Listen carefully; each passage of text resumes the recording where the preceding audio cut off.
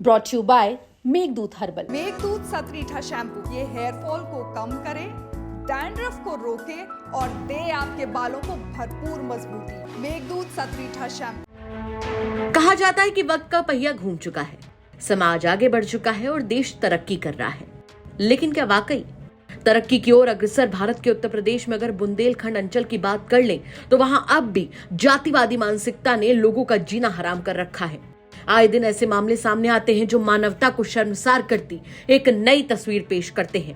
ताजा मामला उत्तर प्रदेश के महोबा से सामने आया, जहां के मवैया गांव में हुए इस कांड ने न सिर्फ दलित समुदाय को झकझोर दिया है बल्कि पूरे क्षेत्र में आक्रोश की लहर दौड़ा दी है।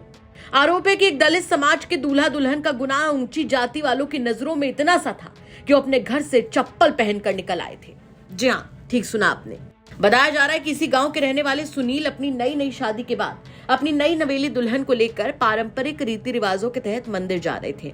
तभी रास्ते में उन्हें एक ऐसे उत्पीड़न से गुजरना पड़ा जिसे शायद ही वो कभी अपनी पूरी जिंदगी में कभी भुला पाएंगे। आरोप है कि गांव के ठाकुर समाज के दबंगों दिलीप ठाकुर, भूपत ठाकुर, जीतू ठाकुर और बिट्टू ठाकुर ने रास्ते में चारपाई डाल दी और उन्हें रोक लिया और चप्पल पहनकर ऊंची जाति के दरवाजे से गुजरने को लेकर आपत्ति जताई।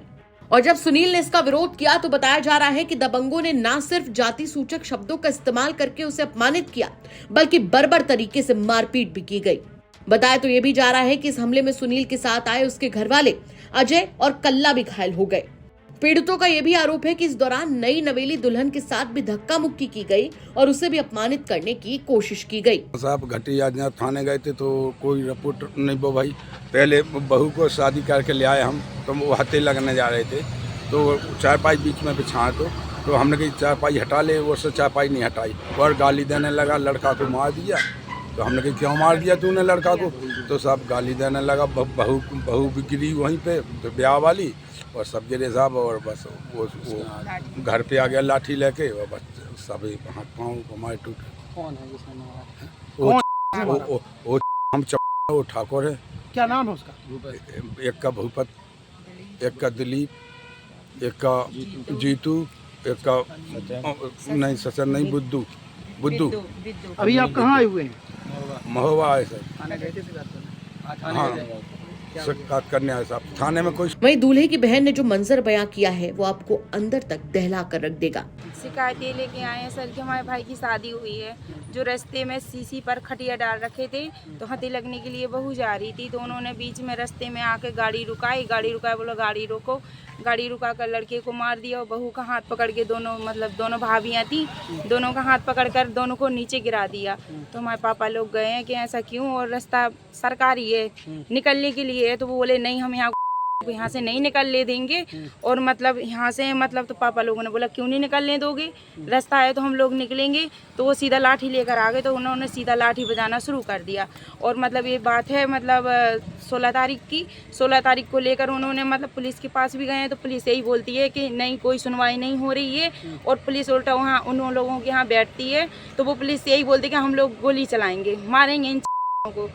उन्होंने मतलब हमारे ऊपर भी लाठी बजाई, हमने भी बजाई है, लेकिन हमारे साइड से कोई इतना मतलब लड़ने वाला नहीं था, 2-3 लोग थे और मतलब और आगे कोई सुनवाई नहीं हो रही है, और आगे वो यही कह रहे हैं कि हम गोली मारेंगे। तो हम लोग कब तक ऐसे दब कर रहेंगे? और कुल मिला के सारी रात सोने नहीं दिया, रात में फायरिंग भी हुई है, पुलिस वालों ने भी मतलब उन लोगों को रड्डा है, और पुलिस वाले खाली 2 ही थे, तो वो लोग भी डर कर सीधा भाग गए हैं। आज आप हम आए हैं यहाँ महोबा आए हैं। वो ठाकुर हैं।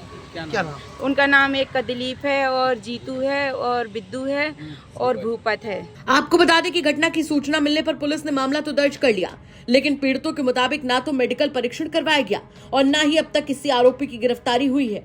उल्टा पीड़ित परिवार पर राजीनामे का दबाव बनाया जा रहा है। पीड़ित सुनील का कहना है कि दबंगों की खुलेआम गुंडागर्दी के बावजूद पुलिस का रवैया बेहद निराशाजनक है। उन्होंने पुलिस अधीक्षक कार्यालय पहुंचकर न्याय की गुहार लगाई और आरोपियों पर सख्त कार्रवाई की मांग की है। वहीं इस मामले में सीओ कुलपहाड़ हर्षिता गंगवार ने कहा कि मामला संज्ञान में है और आरोपियों के खिलाफ शांति भंग की धारा 151 के तहत कार्रवाई की गई है। आगे की जांच जारी है, आवश्यक विधिक कार्रवाई की जाएगी। वैसे शर्मनाक घटना ने एक बार फिर से साबित कर दिया कि समाज में जातिवादी सोच आज भी गहराई से जड़े जमाए हुए है। पीड़ित परिवार को अब भी न्याय की आस है। अब ये देखना होगा कि प्रशासन इस सामाजिक अन्याय पर कितनी तत्परता से कार्रवाई करता है। क्या कहेंगे आप इस खबर पर? कमेंट करके जरूर बताएं। महोबा से नाहिद अंसारी की रिपोर्ट, यूपी तक।